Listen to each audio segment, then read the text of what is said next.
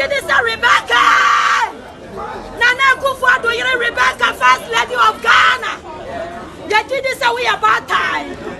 We about time.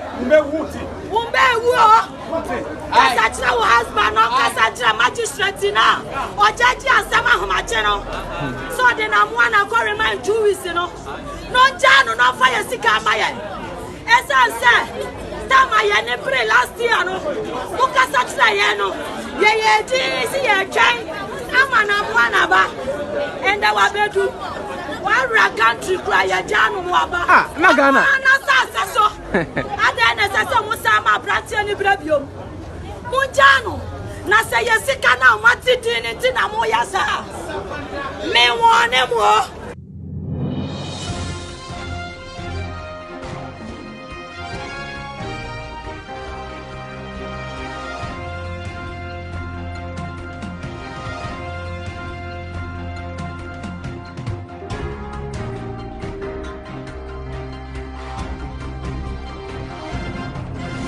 Today we're going to be moving fast. Yes, we're going to be moving fast because I'm going to explain to you what actually happened in Dubai. The judgment of Nana Addo Dankwa's case against Horizon, the Horizon company that sells jewel.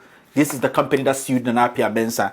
I'll also be telling you about what happened in court when Nana Addo Dankwa came to Ghana, what the government of Ghana said, and what the attorneys or the counsel of Nana Addo Dankwa also said in court. So I have the 2 court hearings here.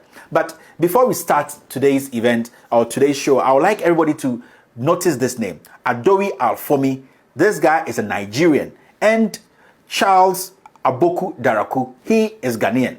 These two are friends. These are the guys who started the whole #1 issue. Yeah, so in 2017, the CEO of Horizon Company came to Ghana to meet Nana Addo Dankwa to discuss some gold business. As usual, they've been doing gold for some time. Actually, when they came to meet Nana Addo Dankwa, they told Nana Addo Dankwa they needed 2,000 kilos of gold.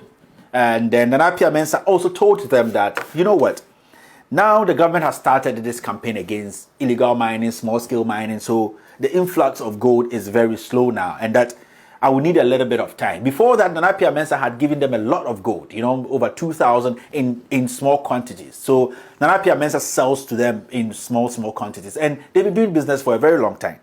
Now, Nana Addo Dankwa tells this company, the representative that came, that give me 2 weeks, and that I will be able to organize something. So they ended up on a number like 750 kilos of gold that Nana Addo Dankwa is supposed to sell to them. And the street value of that gold is $32 million. That is what they settled on. Now, this company went behind Nana Addo Dankwa and was directed by some people in government, some people at Yoko, some people at the SEC, that there is another company, and that company is called Gust Gold Company.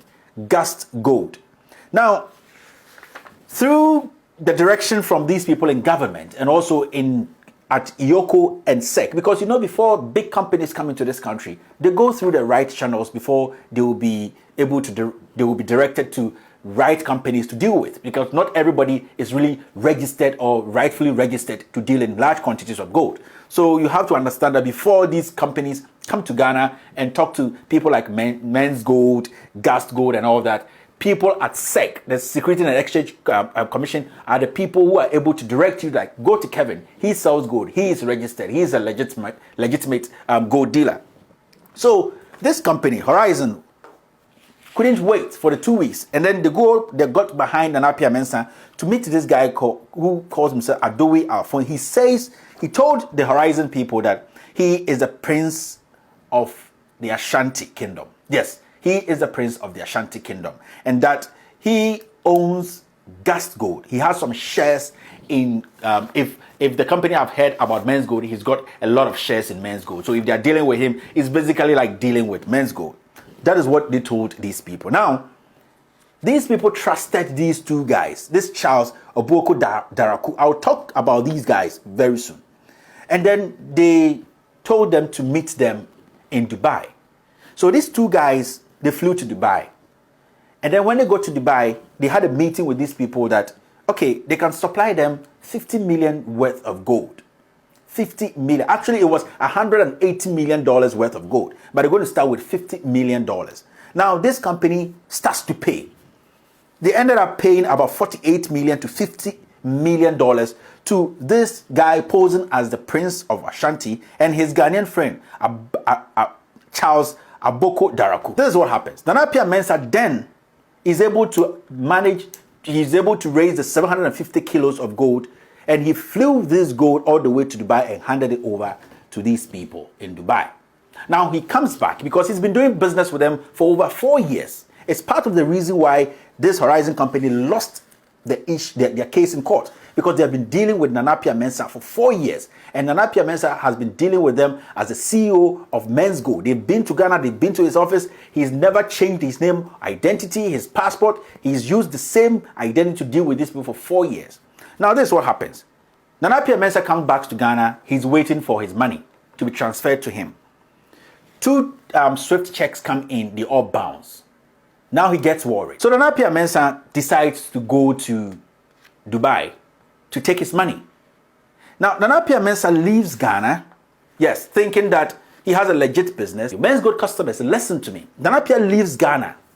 The day Nana Addo leaves Ghana, he notifies the Ghana Airport Authority. He notifies Yoko. He notifies the Ghana police that he is leaving for Dubai. And you have to understand this. Airplanes, private airplanes are not like 207 or they are not like Kia Optima. They are planes. And before they leave, they go through a lot of process, checks, paperwork are done. So Nana Addo Mensah can't just get up in the morning, go sit in the plane and fly to Dubai. So technically, Nana Addo Mensah made sure that he was going through the right channel before he left Ghana. Nana Addo Mensah leaves Ghana. He gets to Dubai to chase his money. Then he's locked up. Yes, Nana Addo Mensah is locked up in Dubai. But the funny thing is, after Nana Addo Mensah was locked up in Dubai, these 2 guys escape. These 2 guys are given the VIP treatment at Kotoka International Airport and they escape. Now, listen to something. These guys received the $50 million in Ghana. Yes, they received the money at Unibank. In fact, the account number, this is the judgment in Dubai. The account number was 030-100-20-50011. Yes, they received the amount at Unibank Ghana. They received the $50 million there. So definitely there should be a name connected to this account.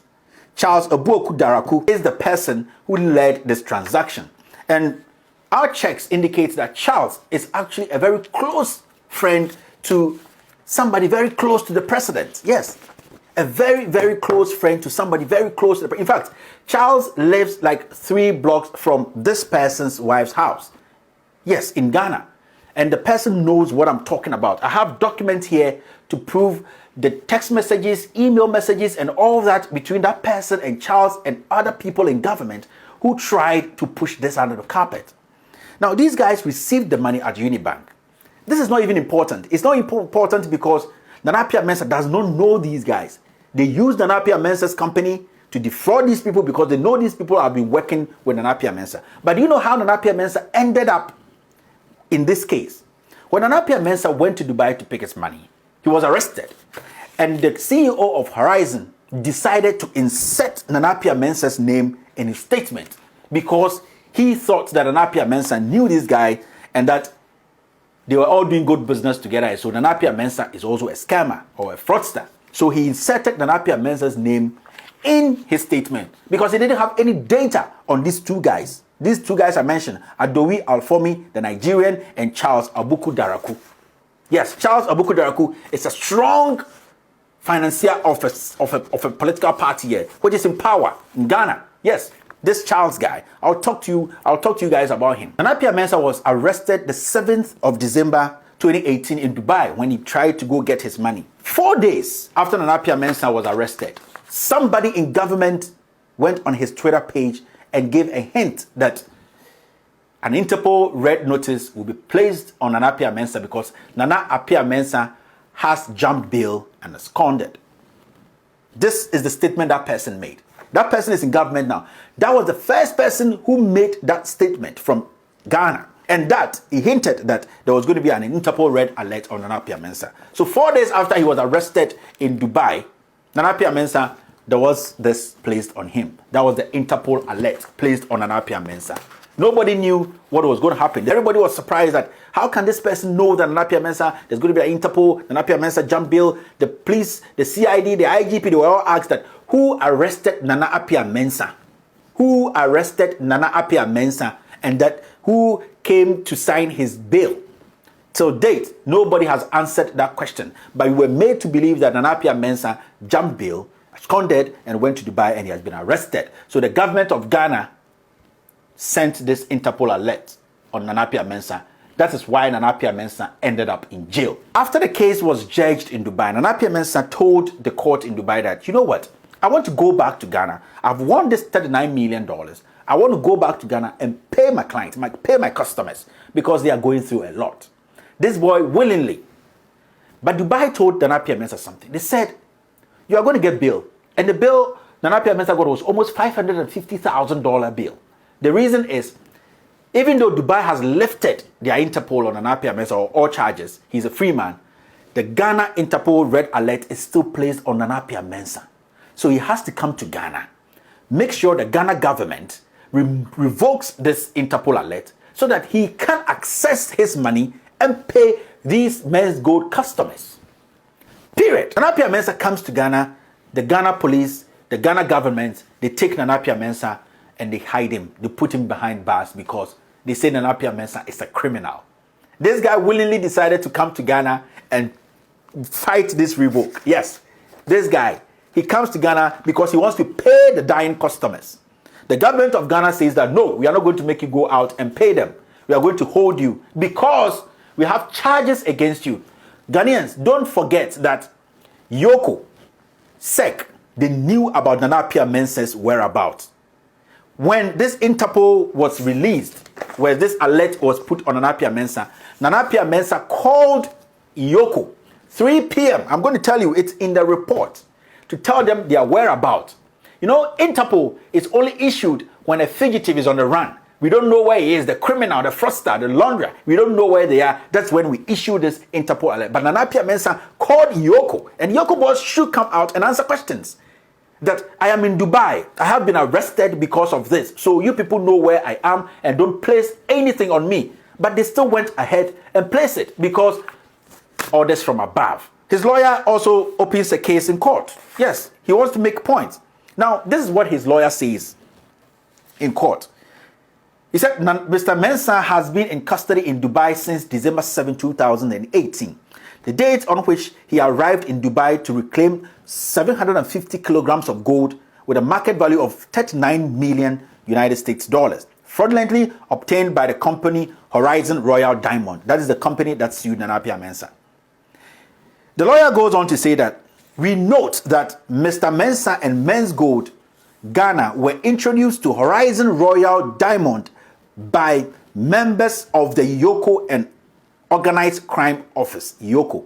I'm going to state this again. They make a case in court. They said they know for a fact that Mr. Mensah and Men's Gold Ghana were introduced to Horizon Royal Diamond by members of Yoko to these Horizon people.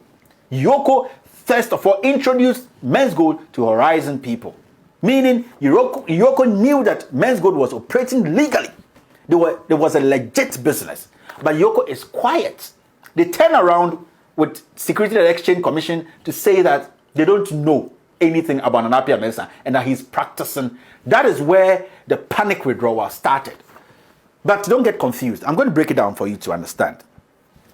In court, when Nana Addo Mensah was in court in Ghana, this is in court in Ghana. This is what his counsel is saying. The facts they have. He said, we understand that Horizon Royal Diamond instigated this plan as they believed that Men's Gold Ghana faced an eventual shutdown due to the regulatory dispute the company faced in 2018 amidst the misguided, wholly defamatory and ill-informed media reporting and criticism in Ghana.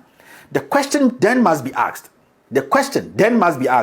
as to whether or not the principals of Horizon Royal Diamond in the furtherance of their criminal attempt conspired with elements within the Republic of Ghana. Is a question they were asking, and they have a reason for asking that question. And the reason is here. There's a reason for asking if there were some elements or some Ghanaians who conspired with these Horizon guys to make sure that Nana Addo Mensah is locked up. Because in court in Dubai, the CEO of Horizon said that he inserted Nana Addo Mensah's name in it. He didn't know for sure that Nana Addo Mensah had scammed him. Now, this is where it gets interesting. Listen to the lawyer of Nana Addo Mensah. In court in Ghana, he said, it bears noting that, according to Interpol regulations, a red notice is a request to law enforcement worldwide to locate and provisionally arrest a person pending extradition.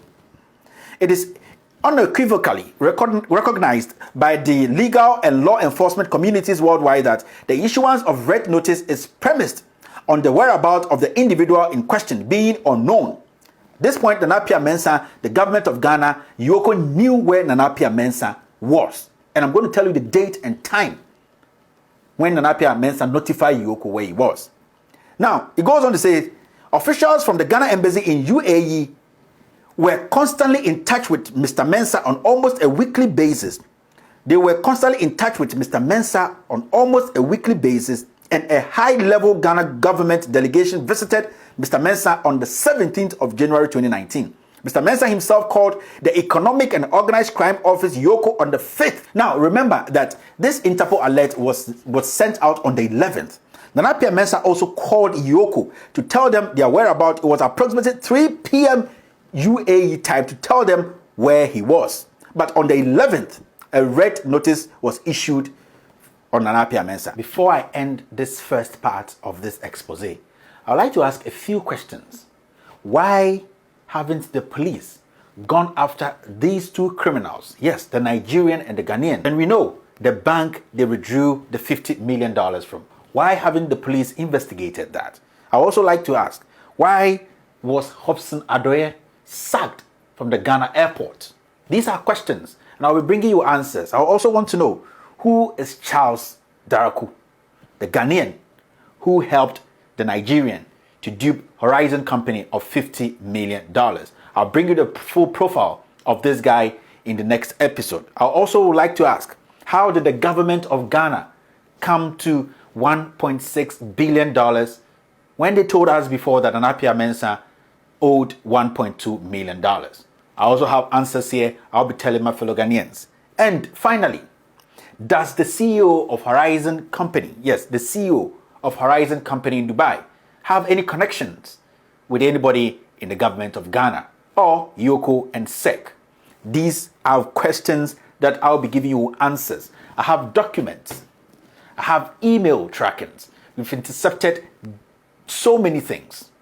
And I'll let Ghanaians know the truth behind Nana Addo Mensah's incarceration. Finally, I would like to ask men good customers. Yes, it's a simple advice, and it's also a question that if Francis Agodi, the person suing Nana Addo Mensah and 16,000 others, decide to withdraw the case against Nana Addo Mensah today, because Nana Addo Mensah tells him in the face that he's going to pay him whatever he owes him, what case is the government going to have against Nana Addo Mensah?